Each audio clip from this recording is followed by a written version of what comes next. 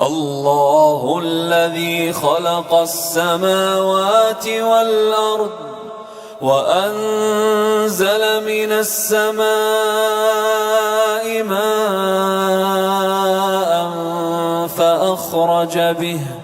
فأخرج به من الثمرات رزقا لكم وسخر لكم الفلك لتجري في البحر بأمره. السلام عليكم ورحمة الله وبركاته. Alhamdulillah wassalatu wassalamu ala rasulillah wa ala alihi wa sahbihi wa mawalah wa la hawla wa la quwata illa billahi wa ba'du. Lanjutkan kajian kita masih membahas surah At-Takwir, dan kita masuk pada bagian akhir dari ayat 24 dan seterusnya. A'udzubillahi minasyaitonirrajim. Bismillahirrahmanirrahim. Wa ma huwa 'alal ghaibi bidhanin wa ma huwa biqauli syaitanir rajim. Fa aina tadhhabun in huwa illa dzikrul lil alamin. Liman syaa'a minkum an yastaqim wa ma tasyauna illa ayyasha Allahu rabbul alamin. Wa ma huwa 'alal ghaibi bidhanin, dan dia maksudnya Rasul kita Muhammad sallallahu alaihi wasallam bukanlah seseorang yang kikir, dan Al-Quran itu bukan perkataan syaitan yang terkutuk. Maka kemanakah kamu akan pergi? Al-Quran itu tidak lain adalah peringatan bagi seluruh alam, tentunya bagi sesiapa di antara kamu yang menghendaki menempuh jalan yang lurus, dan kamu tidak menghendaki menempuh jalan itu kecuali apabila dikehendaki Allah Rabb semesta alam. Ma'asyiral muslimin wal muslimat rahimani wa rahimakumullah. Kita tahu bahwa surah At-Takwir ini kan sebelumnya didahului dengan sumpah, dan sumpah-sumpah yang mendahului itu untuk 3 perkara besar. Pertama, bicara tentang para malaikat, khususnya Jibril alaihi salatu wassalam, dan sudah kita jelaskan pada minggu yang lalu. Kemudian yang kedua, kedudukan Nabi sallallahu alaihi wa ala alihi wasallam, dan yang terakhir kedudukan Al-Quran. Inilah 3 perkara kenapa kemudian surah At-Takwir ini didahului dengan sumpah, karena untuk 3 perkara. Untuk para malaikat khususnya Jibril, yang kedua untuk kedudukan Rasul, dan yang terakhir untuk kedudukan Al-Quranul Karim. Adapun kedudukan Nabi sallallahu alaihi wasallam, di sini Allah mengatakan wa ma huwa 'alal ghaibi bidhanin. Ada 2 bacaan. Bidhanin dengan dhad, ada dengan dha. Ta dha. Ini kan dhad, shad dad gitu. Jadi bisa dibaca 2, bidhanin atau dhanin, pakai dhad atau dha. Tentu kalau yang dimaksud dhanin berdasarkan yang kita baca dalam ayat ini, maksud dhanin di sini artinya bakhil. Maksudnya dia Muhammad itu bukanlah seorang yang bakhil. Dari sini kita tahu kedudukan Nabi sallallahu alaihi wasallam itu orangnya dermawan, karena dia bukan orang bakhil. Baik dermawan secara tangan, memang dia tidak pernah kikir, apapun yang diminta kalau Nabi SAW punya pasti diberi. Bahkan satu hari Nabi SAW sedang jalan, tiba-tiba dari belakang ditarik serbannya sehingga mencekik lehernya. Ketika Nabi SAW melihat, rupanya yang menarik itu adalah seorang pengemis. Tapi Nabi SAW tidak marah. Rasul hanya tersenyum. Kemudian pengemis ini mengatakan, berikanlah kepadaku apa yang telah Allah karuniakan kepadamu. Lihat sadis pengemis zaman dulu, mintanya banyak katanya. Berikan apa yang Allah berikan kepadamu katanya. Tapi Nabi SAW tidak marah. Justru Nabi SAW mengisyaratkan sebuah lembah yang di situ berisi kambing. Kata Nabi SAW, ambillah kambing-kambing itu, bawalah ke kaummu. Sampai dia heran. Akhirnya dengan senang hati dia mengambil kambing itu, kemudian datang ke kaumnya dan mengatakan, ji'tu min indi khairin nas. Sungguh aku telah datang dari manusia yang paling baik. Masuklah kalian Islam, katanya. Artinya Nabi SAW secara tangan tidak bakhil, ataupun secara ilmu, sebagaimana dalam ayat ini. Maksudnya Nabi Muhammad SAW bukan seorang bakhil di dalam menyampaikan ilmu syariah, di dalam menyampaikan Al-Quran.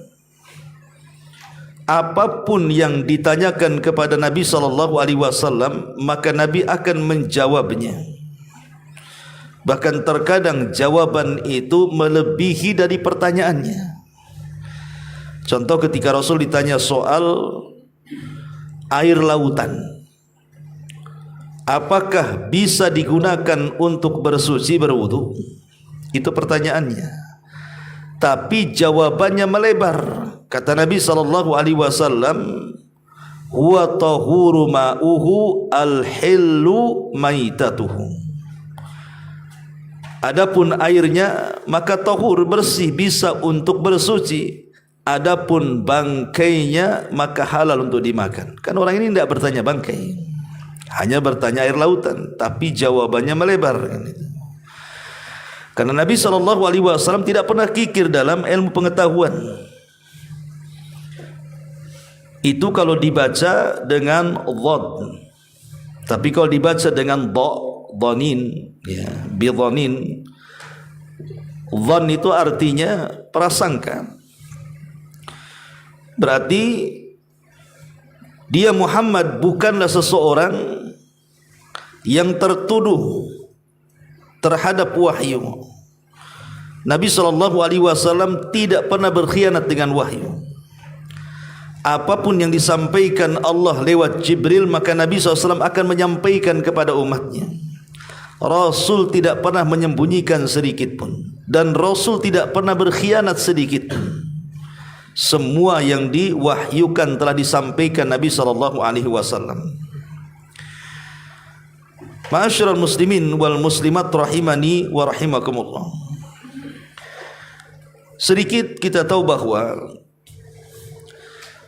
kenapa Allah Subhanahu wa taala mengutus para utusannya untuk disebar di permukaan bumi. Bahkan tidak ada satupun umat kecuali diutus Rasul di situ. Apa maksudnya dan apa tujuannya? Tentu yang pertama adalah Allah Subhanahu wa taala ingin membuktikan kepada manusia bahwa Dia tidak menciptakan manusia itu sia-sia. Jadi ketika Allah menciptakan kita itu tidak sia-sia, tidak main-main, diciptakan kemudian dibiarkan begitu saja. Tidak. Bahkan diutus seorang Rasul kepada kita, menunjukkan bahwa manusia tidak diciptakan sia-sia. Diutus Nabi kepada kita. Kemudian yang kedua, diutusnya Nabi kepada kita ini ada tujuan mulia yang Allah Subhanahu wa taala maksudkan dengan diutusnya para utusan. Apa itu? Tauhidullah azza wa jalla.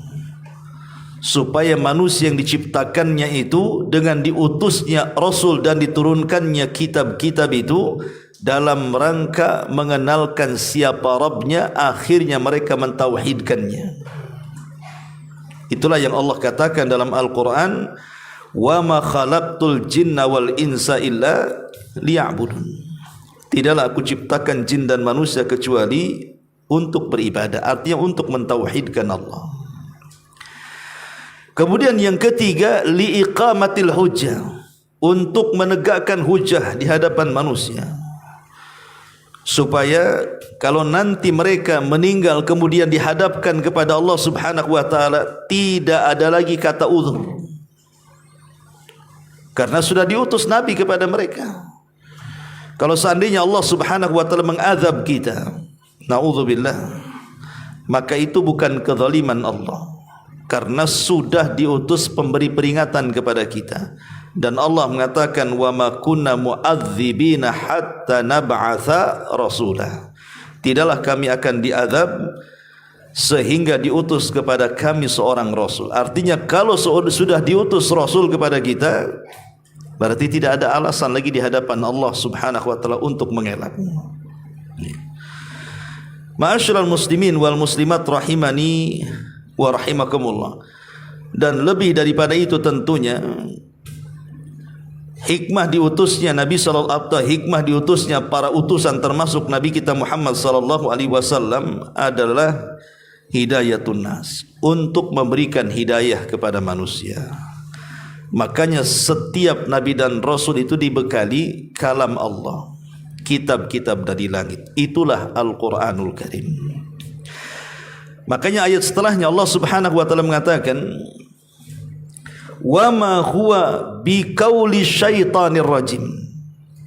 Dan Al-Quran itu bukan perkataan setan yang terkutuk. Ketika Allah Subhanahu wa taala mulai menurunkan wahyu kepada Nabi sallallahu alaihi wasallam dengan turunnya suratul Alaq, Iqra bismi rabbikal ladzi khalaq, dan itu terjadi di Gua Hira di bulan Ramadan, maka Allah Subhanahu wa taala mulai memfungsikan bintang-bintang untuk dijadikan penembak setan-setan yang naik ke langit untuk mencuri dengar. Tujuannya adalah supaya jangan bercampur antara ucapan setan dengan wahyu Allah.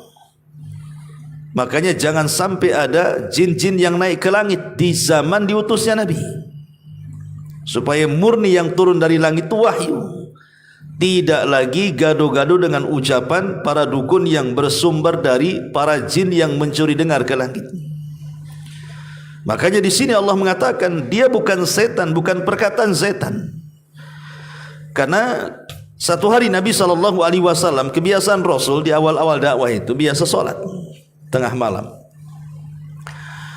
Dan ketika solat itu biasanya banyak orang-orang musyrik, terutama para pembesarnya. Mereka mengendap-endap kemudian mendengar apa yang dibaca Nabi, karena mereka mulai tertarik dengan apa yang dibaca Nabi. Ya wajar, karena di zaman itu memang peradaban jahiliyah itu lagi gandrungnya dengan syair, sehingga kalau ada kata-kata indah mereka suka mendengarnya. Apalagi tidak ada kata-kata yang lebih indah daripada Al-Quran. Jadi satu malam Nabi SAW tidak salat, 2 malam tidak salat, 3 malam tidak salat. Akhirnya kemudian datanglah istri daripada Abu Lahab, Ummu Jamil, Arwah bintu Harbin, menemui Nabi SAW dan mengatakan, aina syaitanuk, katanya, di mana setanmu, katanya. Maksudnya Jibril alaihi salatu wasalam yang datang berikan wahyu kepadamu. Aina syaitanuk, mana setanmu? Jangan-jangan setanmu meninggalkan kamu kemudian hendak mengganti nabi yang bukan dirimu, katanya. Dari situ Nabi SAW terdiam sampai turun ayat wadduha wal laili idza saja ma wadda'aka rabbuka wa ma qala. Ma wadda'aka artinya Allah tidak akan meninggalkan kamu, wa ma qala, dan Allah tidak akan membenci kamu. Maka di sini Allah mengatakan wa ma huwa biqauli syaitanir rajim. Al-Quran itu bukan perkataan setan. fa aina tadhhabun, maka kemanakah kamu akan pergi? Maksudnya kemana lagi kau arahkan selain kepada Al-Quran? Di zaman sekarang ikhwata fillah dimuliakan Allah Azza wa Jalla, perkara-perkara yang mengalihkan kita dari membaca Quran itu banyak sekali. Terkadang satu hari ini kita lebih banyak membaca WA dibandingkan baca Quran. Terkadang kita lebih banyak membaca artikel dibandingkan baca Quran. Terkadang kita disibukkan dengan mendengar YouTube, melihat YouTube yang tidak ada manfaatnya dibandingkan melihat dan mendengar Al-Quran. Atau ketika kita ngobrol berjam-jam dengan kawan itu tidak ada satu pun ayat Quran yang dibaca. Dari sini kita tahu bahwa Al-Quran itu sudah mulai ditinggalkan. Betul kata Nabi SAW dalam sebuah ayat, wa qala ar-rasul inna qaumi ittakhidhu hadzal qur'ana mahjura. Maka berkatalah Rasul, sesungguhnya kaumku ya Rabb, mereka sudah mulai meninggalkan Al-Quran sedikit demi sedikit. Mulai dari tidak membacanya sampai kepada tidak mendengarkannya. Dan inilah zamannya di mana orang lebih suka mendengarkan musik dibandingkan Quran, lebih senang membaca makalah, artikel, WA, WhatsApp dan yang semacamnya dibandingkan membaca Al-Quran. Makanya Allah singgung, fa aina tadhhabun, in huwa illa dzikrul lil alamin. Al-Quran itu tidak lain adalah peringatan bagi seluruh alam semesta. Ma'asyiral muslimin wal muslimat rahimani wa rahimakumullah. Kita tahu bahwa ketika Allah Subhanahu wa taala menurunkan Al-Quran juga sebagaimana ketika Allah menurunkan Rasul-Rasul ada maksud dan tujuannya. Kenapa Allah turunkan Al-Quran kepada kita? Tentu ada maksudnya. Dan ajaibnya ikhwan, Al-Quran ini pengaruhnya kalau kita perhatikan itu terkadang langsung meresap ke dalam hati. Terkadang tidak sampai kepada, tidak harus lewat pendengaran dan tidak harus lewat penglihatan. Terkadang langsung menusuk ke dalam hati. Sampai ada seorang syekh itu bercerita, jadi dia diundang untuk berceramah di hadapan tunanetra. Semua yang hadir bisu dan secara otomatis dia tuli. Jadi hadirinnya itu dah tuli bisu gitu kan. Dan nggak bisa ngomong, ia juga nggak bisa dengar. Itu kan satu paket biasanya. Orang tuli bisu itu satu paket biasanya. Jadi semua jamaahnya itu tuli bisu. Jadi Syekh ini bingung, cemana saya akan menyampaikan ceramah sementara kalau saya ngomong mereka tak dengar. Ya. Akhirnya kemudian diberitahu kepada Syekh ini bahwa akan ada penerjemah dengan isyarat dan mereka akan paham. Jadi Syekh mengatakan, apakah penerjemahnya bagus dan bisa dipahami? Iya katanya. Mulailah kemudian Syekh berceramah dengan sangat pelan supaya penerjemahnya bisa mengikutinya. Dan subhanallah kata Syekh ini, setiap saya membaca Al-Quran ayat per ayat dalam ceramah itu, saya lihat bahwa ada sebagian jemaah itu meneteskan air mata. Jadi Syekh ini heran, dengar saja tidak, macam mana kemudian mereka bisa meneteskan air mata setiap Syekh ini membaca Quran? Hanya lewat penerjemah dengan isyarat kan begitu. Rupanya memang Al-Quran sendiri tidak mesti langsung atau tidak mesti diresapi lewat pendengaran. Karena Allah Subhanahu wa taala mengatakan, inna fi dzalika la dzikra liman kana lahu qalbun aw alqas sam'a wa huwa syahid. Sesungguhnya yang demikian itu maksudnya Al-Quran itu adalah peringatan bagi siapa? Bagi yang punya hati.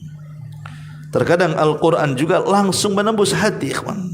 Tidak mesti harus lewat pendengaran. Sebab kalau lewat pendengaran, cemana pula orang tuli tadi. Ya. Dan itulah pengaruh Al-Quran. Wajar kalau Allah Subhanahu wa taala mengatakan, "Lau anzalna hadzal Qur'ana 'ala jabalin la ra'aitahu khashi'an mutasaddian min khasyatillah." Kalau sekiranya kami menurunkan Al-Quran ini kepada sebuah gunung, lalu dijadikannya pada gunung-gunung tersebut akal sebagaimana manusia, pastilah kamu akan melihat gunung itu tunduk, pecah dan belah disebabkan takut kepada Allah Subhanahu wa taala. Jadi Al-Quran itu memang berpengaruh besar. Lah di antara tujuan Al-Quran itu, kenapa Al-Quran itu diturunkan? Ya pertama, ta'abbud bitilawatihi, karena diibadahi bacaannya. Antum paham tidak paham baca Quran dapat pahala. Sebagaimana Nabi mengatakan, barang siapa yang membaca satu huruf dalam Quran itu, satu hurufnya 10 pahala. Artinya diibadahi bacaannya. Antum baca Quran saja pasti dapat pahala. Ya. Yang kedua, tapi lebih daripada itu, bahwa fahmul hudud khairun min fahmil huruf.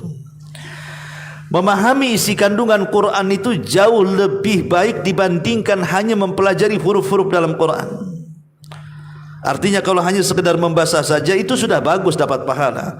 Tapi lebih baik lagi kalau sampai dipelajari seperti malam ini kita mempelajari ayat-ayat Al-Quran. Itu jauh lebih baik dibandingkan hanya sekedar membaca.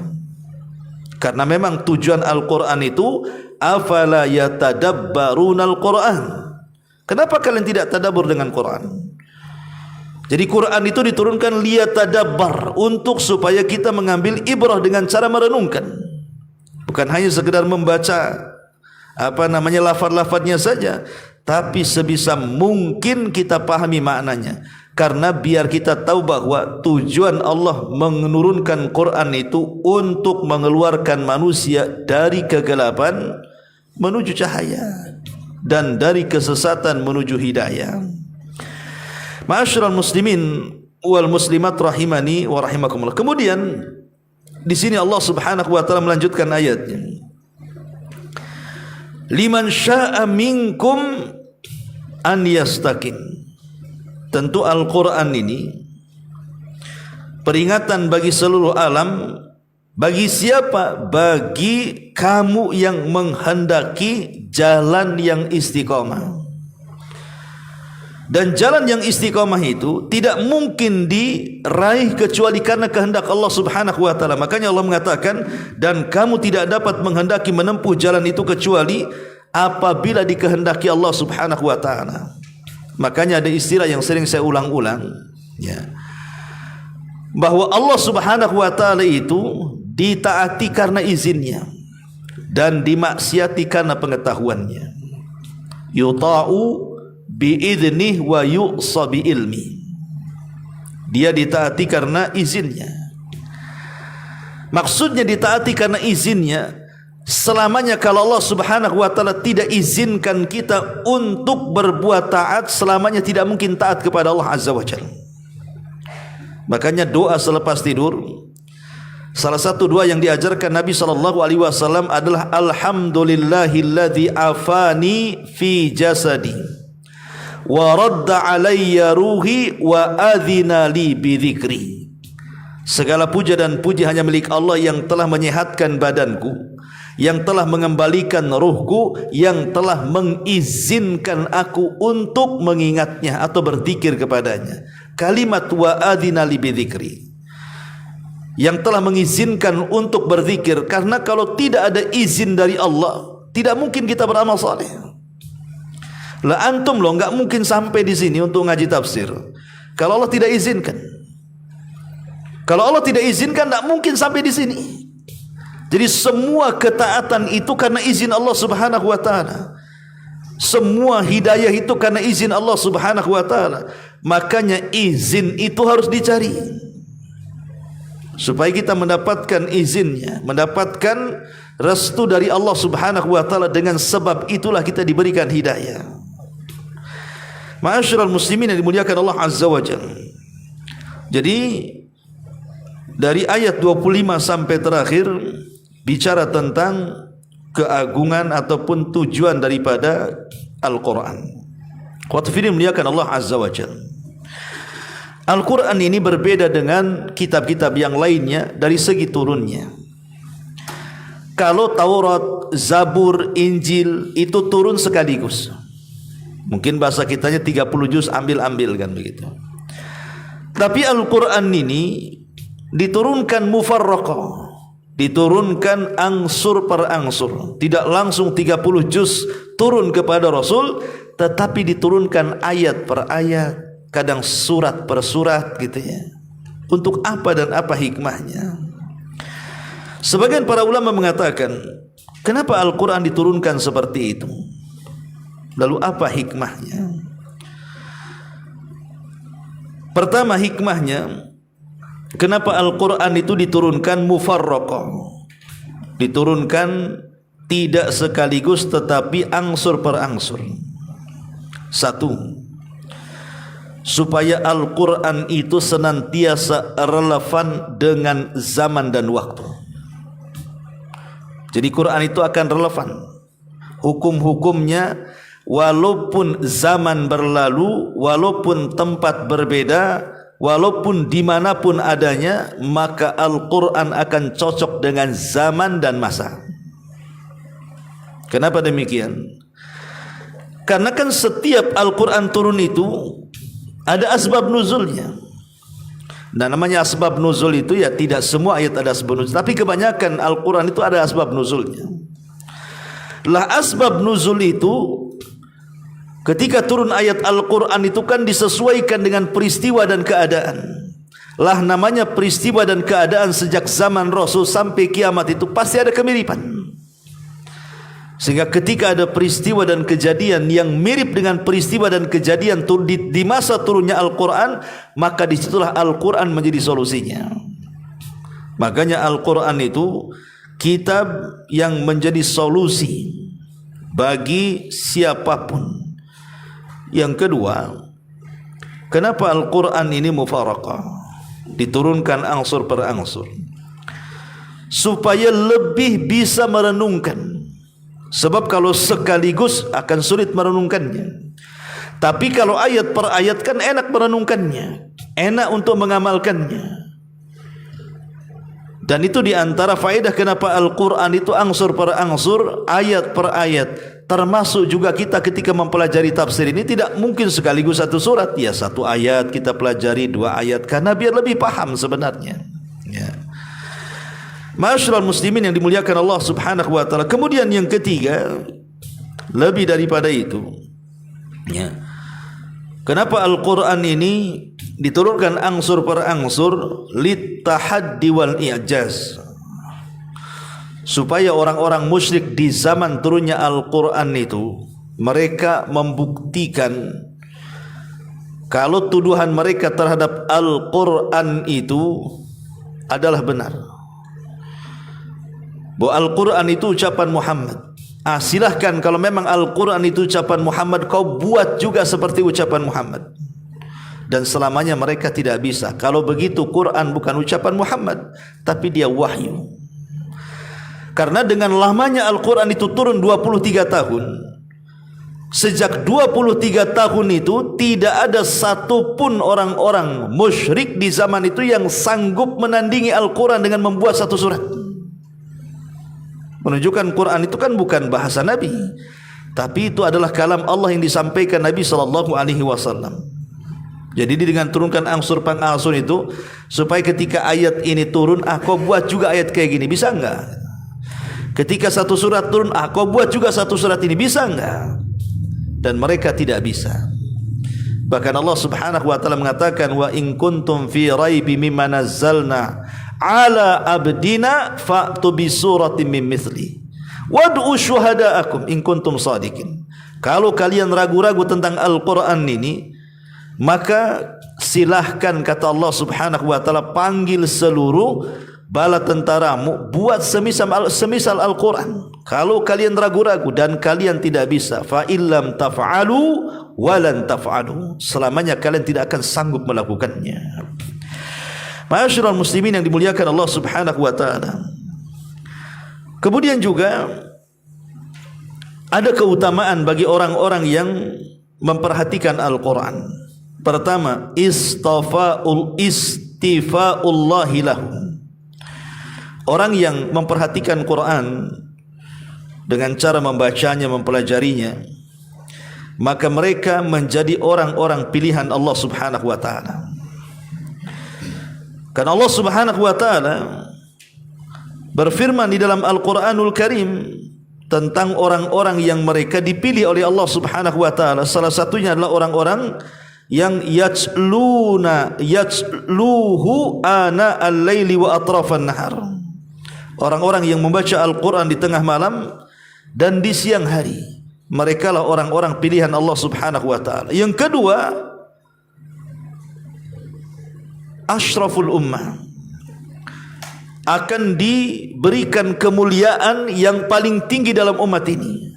Sebagaimana Rasul mengatakan, khairukum man qara'al Qur'an. Sebaik-baik kalian adalah orang yang membaca Al-Qur'an. Waqra'hu, kata Rasul. Kalau begitu, bacalah Qur'an. Kemudian juga yang ketiga, mubahatullah wa malaikatahu. Orang-orang yang memperhatikan Quran dengan membaca dan mempelajarinya, maka akan menjadi kebanggaan para malaikat. Sebagaimana Nabi SAW mengatakan, majtama'a qaumun fi baiti min buyutillah yatsluna kitaballah wa yatadarasuna bainahum illa nazalat alaihimus sakinah wa ghasyiyathumur rahmah wa hafathumul malaikah wa dzakarallahu fiman indah. Tidaklah sebuah kaum berkumpul di situ dibacakan ayat-ayat Al-Quran kecuali akan turun ketenangan, turun rahmat, dan para malaikat mengepak-ngepakkan sayapnya dan nama kita disebut-sebut di hadapan para malaikat di langit sana. Artinya orang-orang yang mempelajari Al-Quran itu menjadi kebanggaan para malaikat. Termasuk juga mereka akan, ini yang paling penting, mukramuna bil jannah. Mereka akan dimuliakan di sorga. Karena seluruh tingkatan sorga itu ditentukan dengan bacaan Quran. Kata Nabi SAW dalam hadis kursi, Allah berfirman ketika penduduk sorga baru masuk ke dalam sorga, mereka dikumpulkan. Kemudian Allah mengatakan, Iqra wartaq warattil kama kunta turattil fid dunya fa inna manzilataka inda akhiri ayatin taqrauha. Baca, naiklah, tartilkan bacaanmu sebagaimana kau tartilkan di dunia, karena tempat dudukmu di sorga sesuai dengan akhir Quran yang kau baca di dunia. Maknanya semakin banyak membaca Quran, mempelajari Al-Quran dan merenungkannya, maka semakin tinggi tingkatannya di sorga. Artinya tingkatan sorga itu ditentukan dengan Quran. Dan bacaan Quran itu bukan hanya di dunia, sampai ke sorga. Maka beruntunglah, hani'an liman hamalal Quran. Berbahagialah bagi orang-orang yang membawa Al-Quranul Karim. Ma'asyiral muslimin yang dimuliakan Allah Subhanahu wa ta'ala, dan yang terakhir karena waktu juga, bahwa Al-Quran itu ada 3 keajaiban yang Allah Subhanahu wa ta'ala katakan. Pertama, hudan. Yang kedua, rahmatan. Dan yang ketiga, syifaan. Quran itu diturunkan sebagai petunjuk, yang kedua sebagai rahmat, dan yang ketiga sebagai obat. Adapun Al-Quran itu diturunkan sebagai petunjuk. Di dalam Al-Quranul Karim ada 2 kata ketika Allah Subhanahu wa ta'ala bicara tentang petunjuk. Pertama bicara umum, hudal linnas. Al-Quran itu petunjuk bagi manusia. Karena Allah mengatakan, syahru Ramadan alladhi unzila fihi al-Quran hudan linnasi wa bayyinati minal huda wal furqan. Bulan Ramadan itu bulan diturunkan Al-Quran sebagai petunjuk bagi manusia. Jadi Quran itu secara umum adalah petunjuk bagi manusia. Tetapi secara khusus Allah Subhanahu wa ta'ala mengatakan, alif lam mim dzalikal kitabu la raiba fihi hudan lil muttaqin. Alif lam mim, itulah Al-Quran yang tidak ada keraguan di dalamnya. Di mana Al-Quran yang tidak ada keraguan di dalamnya itu hudan, sebagai petunjuk bagi orang-orang yang bertakwa. Di satu sisi Allah mengatakan hudan bagi seluruh manusia, petunjuk bagi seluruh manusia. Di sisi ini pula dia petunjuk bagi orang yang bertakwa. Mana satu yang benar ini? Maka para ulama menjawab, ayat ini tidak kontradiktif. Secara umum memang Al-Quran itu petunjuk bagi manusia, tetapi yang mengambil manfaat dari Quran itu hanya orang-orang yang bertakwa. Jadi secara umum Al-Quran itu memang petunjuk bagi manusia, Tetapi yang mengambil manfaat dari Al-Quran itu adalah orang yang bertakwa. Atau ada sebagian ahli tafsir mengatakan, secara umum Al-Quran itu petunjuk bagi manusia, tetapi petunjuk bagi orang-orang yang bertakwa itu lebih khusus, dan itu bentuk kemuliaan yang Allah berikan kepada orang-orang yang bertakwa. Ini yang pertama, bahwa Quran itu hudan sebagai petunjuk. Kemudian yang kedua, Quran itu sebagai rahmat. Makanya lihat, isi-isi Al-Quran itu kan hukum-hukum, undang-undang dan macam-macam di dalamnya. Itu demi kemaslahatan kita. Sebab kalau seandainya tidak diturunkan Al-Quran, maka manusia boleh jadi hidupnya seperti binatang. Boleh jadi satu yang lainnya saling terkam, satu yang lainnya saling cakar, satu lainnya saling menindas dan begitu seterusnya.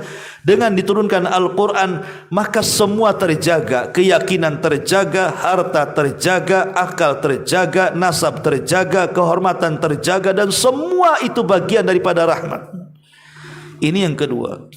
Dan tentunya yang ketiga adalah syifa, bahwa Quran itu diturunkan sebagai obat. Makanya lihat Nabi SAW, apabila dia terkena penyakit, maka dia akan meruqyah dengan membaca muawwidhataini, qul a'udzu birabbin nas dan qul a'udzu birabbil falaq. Kemudian diusap-usap kepada penyakit yang terasa sakit pada badannya. Ya, karena memang Quran itu obat. Dan Quran itu bukan hanya obat ruhani saja kata Syekh Utsaimin, tetapi juga Quran juga obat jasmani.